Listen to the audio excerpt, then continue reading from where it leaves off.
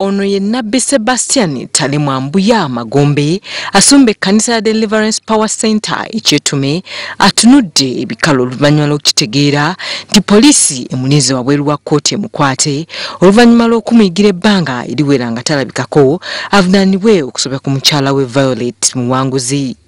Omusumba Mbuya nga tebannaba kumukwata ategeezezza nga bw'atamanyi musango guno era tajjukira ddiiro yaguzza n'agamba nti omulabe Sitaani yandibanga yali emabega wa bino byonna. Ekituufu kyali nti bwe namala osabira omwana oli eyali omulalo ejjinja n'atereera ngenda okudda nga mpulira obwongo tebukyali kyekimu kyandibanga bye nagoba ku lule bye byali kuba nange kati nkitunuulira ddala nga tekyali kirungi.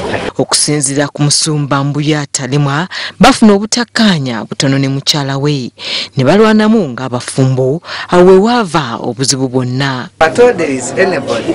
Who has a trouser like me doing so, I would think there would be some disagreements between the two parties.